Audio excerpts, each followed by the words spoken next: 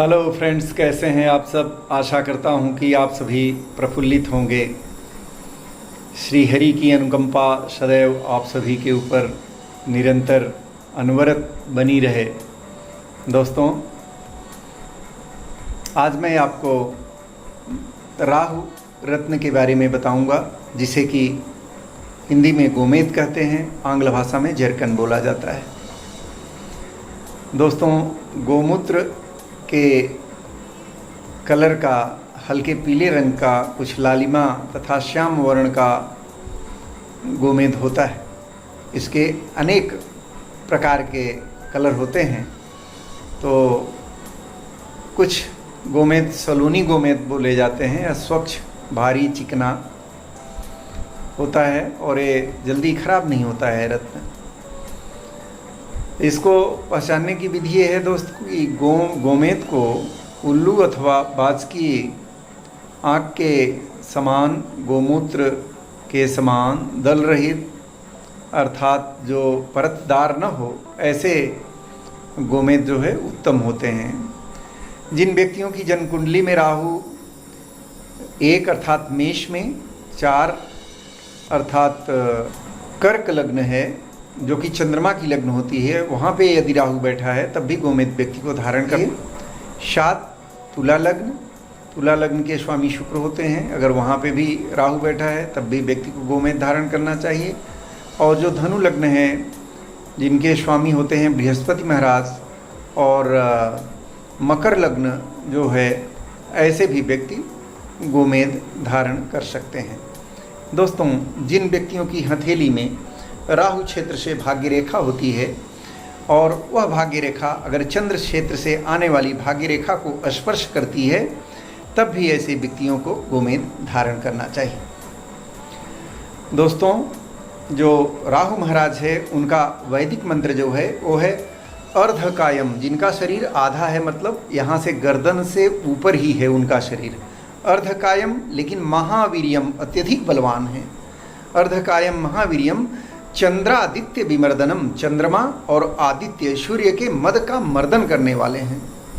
चंद्रादित्य विमर्दनम सिंहिका गर्भ संभूतम, जो सिंहिका के पुत्र हैं।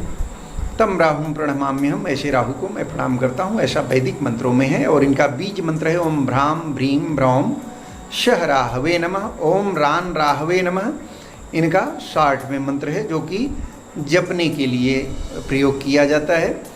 और इसका वजन गोमेद का 5 रत्ती, 7 रत्ती और 9 रत्ती के वजन में व्यक्ति धारण करते हैं। दोस्तों, गोमेद रत्न शनिवार को शनि की होरा में स्वाति, शतभिषा, आर्द्रा, रवि पुष्य योग में 5 धातु की अंगूठी में ही बनवा करके धारण किया जाता है।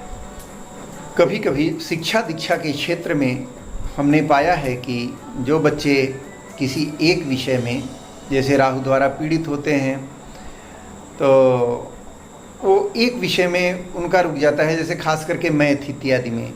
तो ऐसे बच्चों को जिनके ऊपर राहु का प्रभाव स्पष्ट रूप से दिखाई देता है, चाहे वो हस्तरेखा में दिखाई दे हो या जन्म कुंडली में दिखाई देता है, तो ऐसी चीज़ें कब होती हैं? जब चंद्रमा चूँकि हमारे मन का कारक होता है, चंद्रमा के साथ यदि राहु बैठता है तो बच्चे याद करते हैं कोई चीज़, उनको याद रहती है, किंतु एग्ज़ाम में जब बैठते हैं तो वो सारी चीज़ें भूल जाते हैं।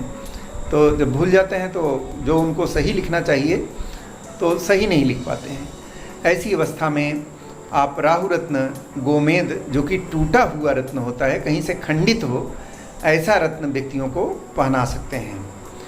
और कभी कभी क्या हो, लेडीज़ को भी इफ़ेक्ट होता है, जब काफ़ी इफ़ेक्ट होता है तो विवाह के उपरांत जब भी गर्भ इत्यादि धारण रहता है और वो बार बार खंडित होता है, तब भी व्यक्ति जो है राहु रत्न गोमेद, अगर 7th हाउस में है, जो कि पति पत्नी का कारक वाला स्थान होता है, अगर उस स्थान पे राहु है तो ऐसी संभावनाएं बनती हैं।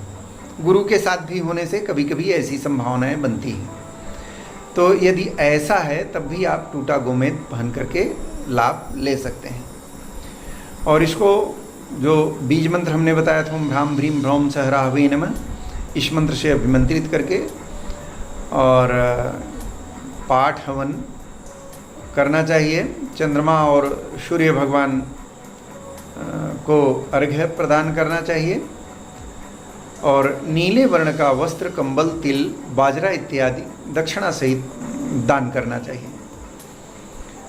दोस्तों, विधि पूर्वक गोमेद धारण करने से अनेक प्रकार की बीमारियां नष्ट होती हैं, धन संपत्ति की अभिवृद्धि होती है और संतान सुख में अभिवृद्धि होती है।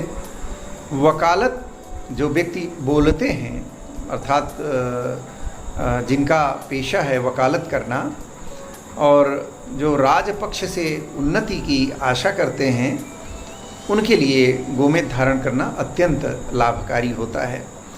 शत्रुनाश के लिए भी इसका प्रयोग किया जाता है।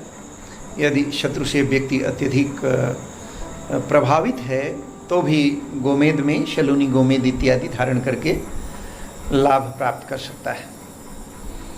दोस्तों, आपको हमारी ये बातें कैसी लगती हैं? यदि आपको इन बातों से कुछ जानकारी प्राप्त होती है और ऐसी बातों से अन्य लोग भी लाभान्वित हो सकते हैं, तो कृपया हमारे वीडियो को लाइक करिए, सब्सक्राइब करिए और ऐसे वीडियो को आप अपने दोस्तों में भी वितरित करिए, शेयर करिए, जिससे अन्य लोग भी लाभान्वित हो सकें। धन्यवाद। नमस्कार।